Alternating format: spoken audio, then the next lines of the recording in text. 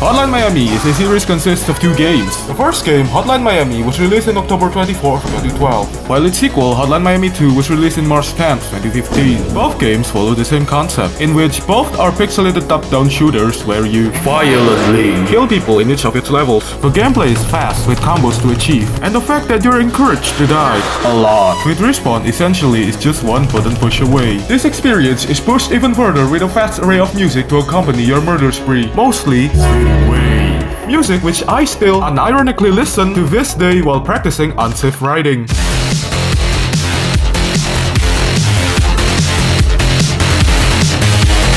Lord time. Just like any other Indie game with pixelated graphics, Hotline Miami also came with its own mind-boggling lore to uncover. it is also a pretty messed up one. From the storytelling side of things, both entries to the series follow the story of the murderous protagonists of each games respectively, with the second game having multiple protagonists. Both games also intentionally put the chronological order of each level in a foobar condition, so it's all left to the player to piece the puzzle together and discover the bigger picture.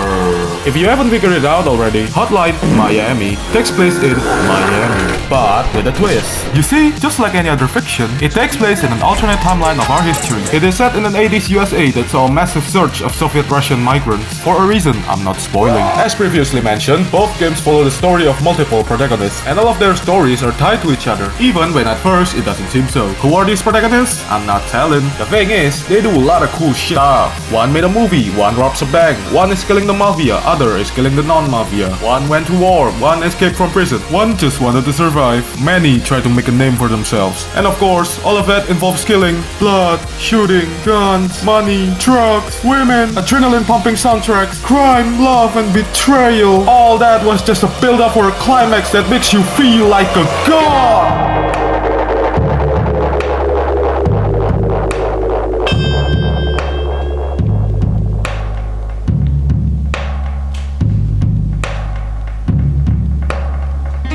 And for an ending that grants you a revelation.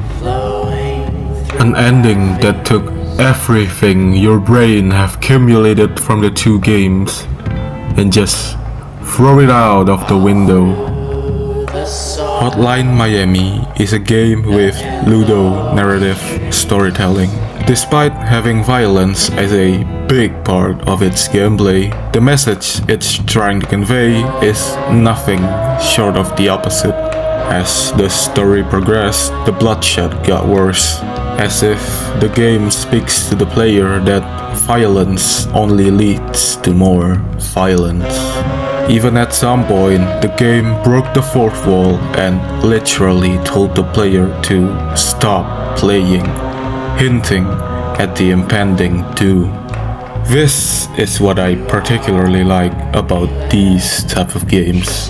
From the surface, it may seem like any other game where you just kill bad guys, do crimes, and do all of those heinous acts with no consequences whatsoever, since you are the main character after all. But once you actually play the game, the irony and realization will hit you hard.